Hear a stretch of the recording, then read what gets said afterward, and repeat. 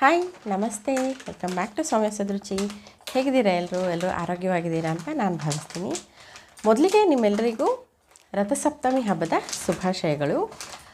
ಇವತ್ತು ನಾನು ಯಾವ ರೀತಿ ಮನೆಯಲ್ಲಿ ಪೂಜೆ ಮಾಡಿದೆ, ಹಬ್ಬ ಮಾಡಿದ್ದೀನಿ, ಹಾಗೆ ಇದ್ರ ಜೊತೆ ಎರಡು ರೆಸಿಪೀಸ್ನ ನಾನು ನಿಮ್ಮ ಜೊತೆ ಶೇರ್ ಮಾಡ್ತಾಯಿದ್ದೀನಿ. ಒಂದು ಗೋಧಿ ನುಚ್ಚಿನ ಪಾಯಸ, ಹಾಗೆ ಗೋಧಿ ನುಚ್ಚಿಂದ ಒಂದು 1 ಪಾಟ್ ಮೀಲ್ ಮಾಡ್ತಾಯಿದ್ದೀನಿ.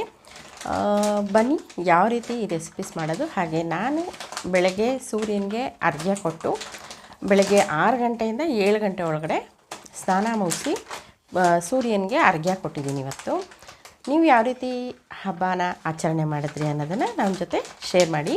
ಸಂಜೆ ದೇವಸ್ಥಾನಕ್ಕೆ ಹೋಗಬೇಕು ಅನ್ನೋ ಪ್ಲ್ಯಾನ್ಸ್ ಇದೆ, ಆದರೆ ಅದನ್ನು ಕೂಡ ನಾನು ನಿಮ್ಮ ಜೊತೆ ಶೇರ್ ಮಾಡ್ತೀನಿ. ಶಾರ್ಟ್ಸ್ ಥರ ಏನಾದರೂ ಹಾಕೋಕ್ಕೆ ಟ್ರೈ ಮಾಡ್ತೀನಿ. ಓಕೆ, ಇವಾಗ ಲೇಟ್ ಮಾಡಿದೆ, ರೆಸಿಪೀಸ್ ಟ್ರೈ ಮಾಡೋಣ.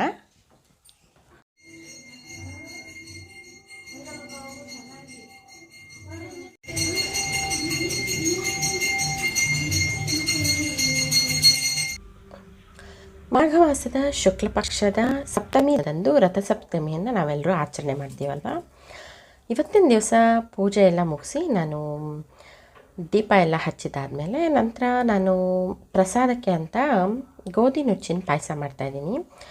ನಾನು ತುಂಬ ಸಿಂಪಲ್ಲಾಗಿ ನಾವು ರೆಗ್ಯುಲರಾಗಿ ಮನೆಯಲ್ಲಿ ಗಸಗಸೆ ಪಾಯಸ ಮತ್ತು ಹೆಸರುಬೇಳೆ ಪಾಯಸ ಎಲ್ಲ ಹೇಗೆ ಮಾಡ್ತೀವೋ ಅದೇ ರೀತಿಯೇ ಇದನ್ನು ಕೂಡ ಮಾಡಿದ್ದೀನಿ.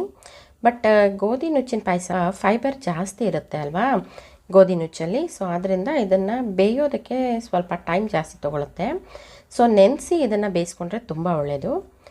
ಇಲ್ಲ ಅಂತಂದರೆ ಸ್ವಲ್ಪ ಒಂದು 2 ವಿಷಲ್ ಎಕ್ಸ್ಟ್ರಾ ಹಾಕ್ಸಿದ್ರೆ ತುಂಬ ಚೆನ್ನಾಗಿರುತ್ತೆ. ನಾನು ಅರ್ಧ ಕಪ್ಪು ಗೋಧಿ ನುಚ್ಚು ತೊಗೊಂಡು ಅದಕ್ಕೆ 1 ಕಪ್ಪಷ್ಟು ಬೆಲ್ಲನ ಕುಟ್ಟಿ ನೀರಿನಲ್ಲಿ ಹಾಕಿ ಕರಗ್ಸೋಕ್ಕಿಟ್ಟಿದ್ದೀನಿ.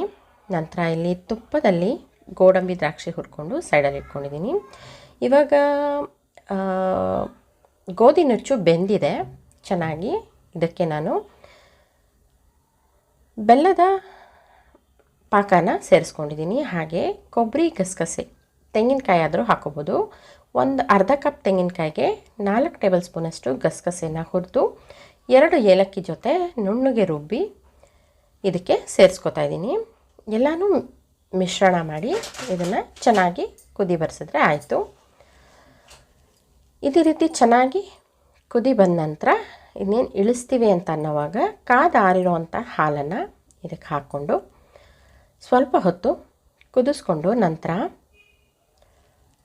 ಹುರಿದಿಟ್ಟಿದ್ದಂಥ ದ್ರಾಕ್ಷಿ, ಗೋಡಂಬಿ, ತುಪ್ಪದ ಮಿಶ್ರಣನ ಇದಕ್ಕೆ ಮಿಕ್ಸ್ ಮಾಡ್ಕೊಳ್ಳೋದು ಅಷ್ಟೇ. ತುಂಬಾ ಸಿಂಪಲ್. ಗೋಧಿ ಸೂರ್ಯನಿಗೆ ನಾವು ಇಂಡಿಕೇಟ್ ಮಾಡ್ತೀವಲ್ವ, ಇದೇ ಧಾನ್ಯನ. ನವಧಾನ್ಯಗಳಲ್ಲಿ ಯಾವ ಧಾನ್ಯ ಸೂರ್ಯನಿಗೆ ಸಮರ್ಪಣೆ ಅಂತಂದರೆ ಅದಕ್ಕೆ ನಾವು ಹೇಳೋದು ಗೋಧಿ. ಸೊ ಆದ್ದರಿಂದ ಗೋಧಿ ನುಚ್ಚಿನ ಪಾಯಸನ ಈ ದಿನ ನಾವು ಸೂರ್ಯದೇವರಿಗೆ ಅರ್ಪಿಸಿದ್ರೆ ಒಳ್ಳೆಯದು ಅಂತ ಅಂತಾರೆ. ಸೊ ಆದ್ದರಿಂದ ನಾನಿವತ್ತು ಗೋಧಿ ನುಚ್ಚಿನ ಪಾಯಸ ಮಾಡ್ಕೊಂಡಿದ್ದೀನಿ. ಹಾಗೆ ಅದರ ಜೊತೆಗೆ ಗೋಧಿ ನುಚ್ಚು ತುಂಬ ಹೆಲ್ತ್ಗೆ ಕೂಡ ತುಂಬಾ ಒಳ್ಳೆಯದು. ಆದ್ದರಿಂದ ನಾನು ಇದರಿಂದನೇ ಒಂದು ರೈಸ್ ಬಾತ್ ಥರ ಮಾಡ್ಕೊತಾ ಇದ್ದೀನಿ. 1 ಪಾಟ್ ಮೀಲು ತುಂಬಾ ಸಿಂಪಲ್. ಇದಕ್ಕೆ ಯಾವುದೇ ರೀತಿ ನಾನು ಮಸಾಲ ಹುರಿಯೋದು ಯಾವುದೂ ಮಾಡಿಲ್ಲ, ಮತ್ತು ರುಬ್ಬೋದು ಏನಿಲ್ಲ.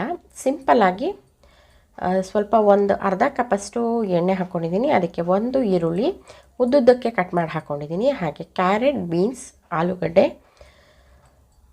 ಸ್ಲೈಸ್ ಮಾಡಿ ಹಾಕ್ಕೊಂಡಿದ್ದೀನಿ.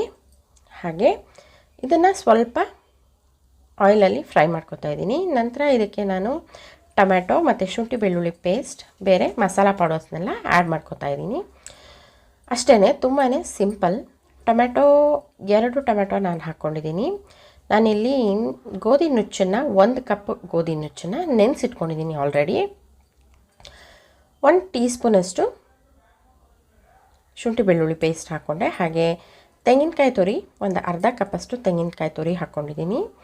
1 ಟೇಬಲ್ ಸ್ಪೂನಷ್ಟು ಧನಿಯಾ ಪುಡಿ, ಹಾಗೆ 1.5 ಟೇಬಲ್ ಸ್ಪೂನ್ ಅಚ್ಕಾರದ ಪುಡಿ, ಹಾಗೆ garam masala powder 3/4 table spoon ಹಾಕ್ಕೊಂಡಿದ್ದೀನಿ.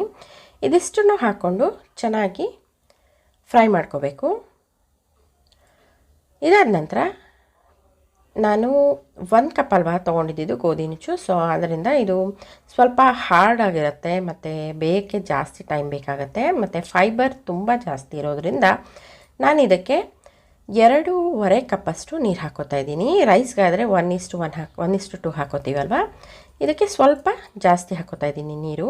ಯಾಕೆಂದರೆ ಮಕ್ಕಳೆಲ್ಲ ತಿಂದಾಗ ಡೈಜೆಷನ್ನಿಗೆ ಪ್ರಾಬ್ಲಮ್ ಆಗಬಾರ್ದು ಅಲ್ವಾ, ಸೊ ಅದಕ್ಕೋಸ್ಕರ ನಾನು ಸ್ವಲ್ಪ ನೀರು ಜಾಸ್ತಿನೇ ಹಾಕೋತಾ ಇದ್ದೀನಿ. ನೀರು ಕುದಿ ಬಂದಿದೆ ನೋಡಿ. ನೆನೆಸಿಡಿದ್ದಂಥ ಗೋಧಿ ನುಚ್ಚನ್ನು ನಾನಿವಾಗ ಇದಕ್ಕೆ ಸೇರಿಸ್ಕೊತಾ ಇದ್ದೀನಿ. ರುಚಿಗೆ ತಕ್ಕಷ್ಟು ಉಪ್ಪು ಹಾಕ್ಕೊಂಡಿದ್ದೀನಿ. ಇದಕ್ಕೆ ಗೋಧಿ ನುಚ್ಚನ್ನು ನೆನೆಸಿಟ್ಟಿದ್ದಂತಹ ಗೋಧಿ ನುಚ್ಚನ್ನು ಹಾಕೋತಾ ಇದ್ದೀನಿ.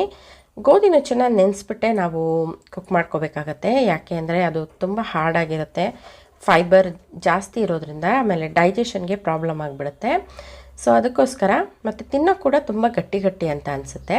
ಹಾಗೆ ಇದಕ್ಕೆ ನಾನು ನೆನೆಸಿಟ್ಟಿದ್ದಂತಹ 2 ಟೇಬಲ್ ಸ್ಪೂನ್ ಕಡಲೆಬೇಳೆಯನ್ನು ಹಾಕ್ಕೊಂಡಿದ್ದೀನಿ. ಏಕೆಂದರೆ ಕಡಲೆಬೇಳೆ ತುಂಬ ಪ್ರೋಟೀನ್ ರಿಚ್ ಆಗಿರೋದ್ರಿಂದ ಬ್ರೇಕ್ಫಾಸ್ಟಲ್ಲಿ ಇದನ್ನು ಸೇರಿಸ್ಕೊಂಡ್ರೆ ತುಂಬ ಪ್ರೋಟೀನ್ ರಿಚ್ ಆಗಿರುತ್ತೆ ಅನ್ನೋ ಕಾರಣಕ್ಕೋಸ್ಕರ ಹಾಕ್ಕೊಂಡಿದ್ದೀನಿ ಅಷ್ಟೇ. ಇದು ನಿಮಗೆ ಆಪ್ಷನಲ್ಲು.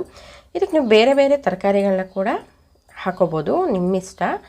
ಯಾವ ತರಕಾರಿ ಬೇಕಾದರೂ ಹಾಕೋಬೋದಪ್ಪ, ತುಂಬಾ ಟೇಸ್ಟಿಯಾಗಿರುತ್ತೆ. ನಿಮ್ಗೆ ಇಷ್ಟ ಬಂದಿದ್ದ ತರಕಾರಿನ ಹಾಕ್ಕೊಂಡು ನೀವು ಎಂಜಾಯ್ ಮಾಡ್ಬೋದು. ನಾನು ಇದನ್ನು 2 ವಿಷಲ್ಸ್ ಬರ್ಸಿದ್ದೀನಿ. ನಂತರ ಇದನ್ನು ಅದು ಸ್ವಲ್ಪ ನೀರು ಥರ ಇರುತ್ತೆ, ಅಂದರೆ ಸ್ವಲ್ಪ ಈ ಥರ ಇರುತ್ತೆ. ಅದನ್ನು ಸ್ವಲ್ಪ ನಾವು ಲಿಡ್ ಕ್ಲೋಸ್ ಮಾಡಿ ಬಿಟ್ಟರೆ ಅದು ಇನ್ನೂ ಚೆನ್ನಾಗಿ ಕುಕ್ ಆಗುತ್ತೆ. ಅದಾದ ನಂತರನೇ ತಿಂದರೆ ತುಂಬಾ ಟೇಸ್ಟಾಗಿರುತ್ತೆ, ಹಾಗೆ ಸಾಫ್ಟಾಗೂ ಕೂಡ ಇರುತ್ತೆ. ಇದು ತುಂಬಾ ಹೀಟ್ ಜಾಸ್ತಿ ಬ್ರೋಕನ್ ವೀಟು. ಆದ್ದರಿಂದ ನಾನು ಇದಕ್ಕೆ ಮೊಸರು ಬಜ್ಜಿ ಮಾಡ್ಕೊತಾ ಇದ್ದೀನಿ, ಕ್ಯಾರೆಟ್ ಮೊಸರು ಬಜ್ಜಿ ಮಾಡ್ಕೊತಾ ಇದ್ದೀನಿ ನಾನು. ಇದು ಟೇಸ್ಟು ಚೆನ್ನಾಗಿರುತ್ತೆ, ಹಾಗೆ ಸ್ವಲ್ಪ ಮೊಸರು ಯೂಸ್ ಮಾಡೋದ್ರಿಂದ ಸ್ವಲ್ಪ ನಮಗೆ ದೇಹಕ್ಕೆ ತಂಪು ಕೂಡ ಆಗುತ್ತೆ. ಅದು ಉಷ್ಣ ಜಾಸ್ತಿ ಆಗಿರುತ್ತೆ, ಇದು ತಂಪಾಗಿರೋದ್ರಿಂದ ನಾವು ಎರಡನ್ನೂ ಬ್ಯಾಲೆನ್ಸ್ ಮಾಡಿದ ಹಾಗಿರುತ್ತೆ.